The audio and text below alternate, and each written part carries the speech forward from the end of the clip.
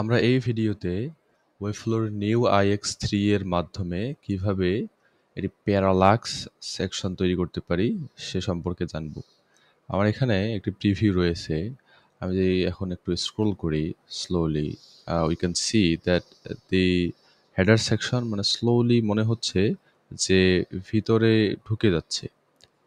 And এই সেকশনটার ক্ষেত্রে দেখতে যদি আমরা দেখি তাহলে দেখব যে এই সেকশনটা মনে হচ্ছে যে কোথাও ভিতরে থেকে বাইরে চলে আসতেছে।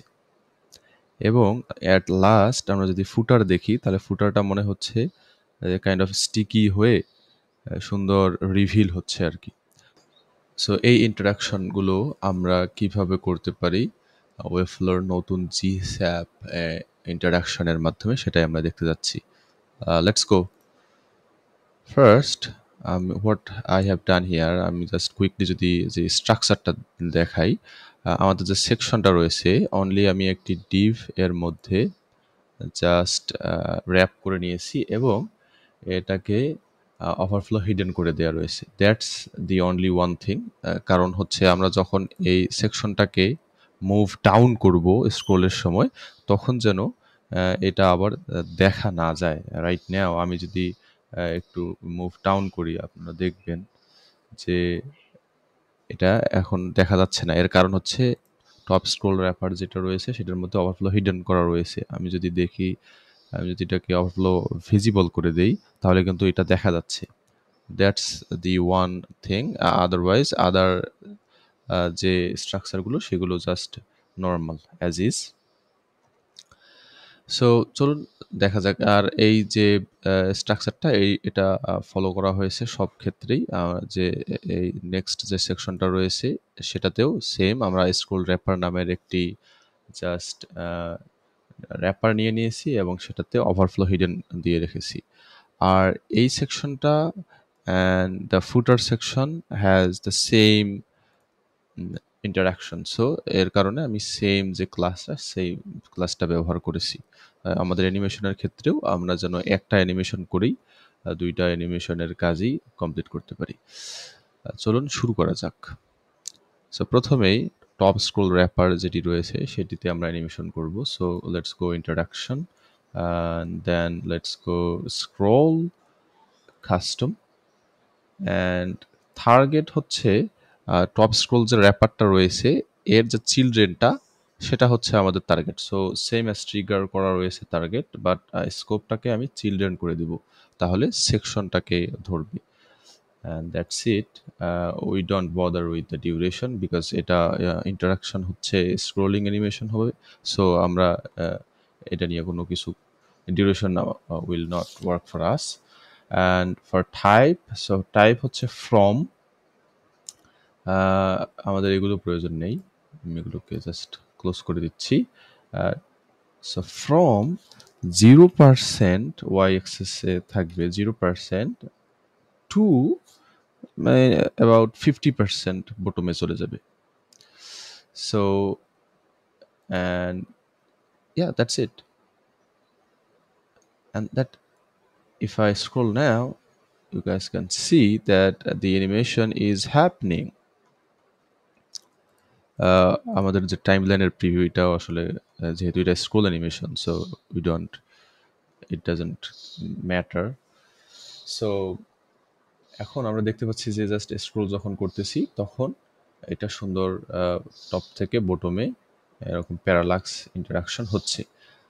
Let's name this hero parallax. Interaction same name, hero parallax. And if I go a step back, আমরা এখানে স্ক্রোল যে ট্রিগারটা রয়েছে সেটাতে যদি আমরা একটু দেখি, সেখানে আমাদের কিছু সেটিংস রয়েছে। আমরা দেখতে পাচ্ছি যে আমাদের যে স্টার্টিং পয়েন্টটা সেটা হচ্ছে আমাদের যে এলিমেন্টের top of the element when comes to the bottom of the viewport, তখন এই অ্যানিমেশনটা আমরা জাস্ট স্টার্ট করতে যাচ্ছি। অ্যান্ড ইন্ড হচ্ছে আমাদের এলিমেন্টের বটম যখন এই ভিউপোর্টের টপে যাবে তখন এটার ইন্ড। আর স্ক্রাব হচ্ছে just smoothing of the animation. So যেটা রয়েছে 0.8, I think it's okay. So let's preview and let's see how it looks. So now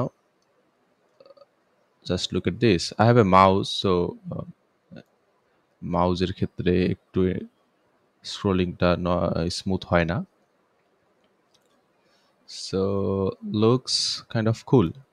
Okay, now let's go to the next animation, which is this one, scroll wrapper. So এটার জন্য আমরা আরেকটি animation তৈরি করব, সেটা হচ্ছে scroll and then custom. এটাকে আমরা বলতে পারি হচ্ছে লেটস সে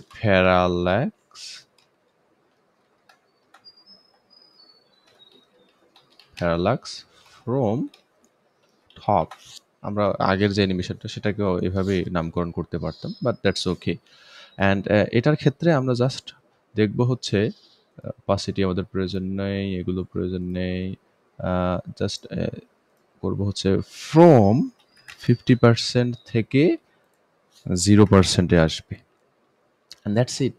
আমরা যদি দেখি, আর যে ট্রিগারটা আমাদের স্ক্রল যে র্যাপার সেটা হচ্ছে আমাদের ট্রিগার, আর এটার আমাদের যে সেম অ্যাজ টার্গেট না করে এটাকেও আমরা চিলড্রেন করে দিব, তাহলে এই চিলড্রেনটা এরকম মনে হবে যে ভিতর থেকে চলে আসছে বা ভিতরে চলে যাচ্ছে। সো আমার এখানে একটু ভুল হয়েছে, ফ্রম -50% আমরা করে দেবো, তাহলে টপ থেকে আসবে। সো এখন যে আমি দেখি যে টপ থেকে চলে আসতেছি, but we have a problem. So আমরা যখন স্ক্রলটা করতেছি তখন আমি চাচ্ছি যে যখন এই লাস্ট পর্যায়ে যাবে তখন এই যে অ্যানিমেশনটা এটা কমপ্লিট হয়ে যাবে এবং বাকি যে আমাদের কন্টেন্টগুলো রয়েছে সেগুলো আমরা দেখতে পারবো। কিন্তু সেটা হচ্ছে না, আমাদের যতক্ষণ পর্যন্ত না আমরা অ্যানিমেশনের পুরো সেকশনটাকে স্ক্রোল করতেছি ততক্ষণ পর্যন্ত এটা দেখতেই পাচ্ছি না। তো এর জন্য আমরা স্টেপ ব্যাক করব অ্যান্ড স্ক্রোল থেকে আমাদের যে স্টার্টিং পয়েন্টটা সেটা ঠিকই রয়েছে, বাট আমাদের যে এন্ডিং পয়েন্টটা সেটাতে আমি চাচ্ছি যে আমাদের এলিমেন্টের বটম যখন আমাদের ভিউ পোর্টেরও বটমে থাকবে তখনই এই অ্যানিমেশনটাকে কমপ্লিট করতে যাচ্ছি। সো আমি সেটার জন্য বলতে পারি যে view port bottom, and that's it. And let's look at this, how easy it is. Just have a look, and it's perfectly working. Cool. And the best part is আমাদের same যে ক্লাসটা ব্যবহার করার কারণে আমাদের নতুন করে ফুটারের জন্য অ্যানিমেশন তৈরি করা লাগতেছে না। আমরা যদি এখন ফুটারের ক্ষেত্রেও দেখি, তাহলে ফুটারের যে অ্যানিমেশনটা সেটাও অটোমেটিকলি ডান। এই ছিল আজকের এই ভিডিওটি। আশা করি আপনাদের উপকারে এসেছে, একটু হলেও জ্ঞান অর্জন হয়েছে ওয়েবফ্লোর যে নতুন ইন্টারাকশন প্যানেলটি রয়েছে সেটা সম্পর্কে।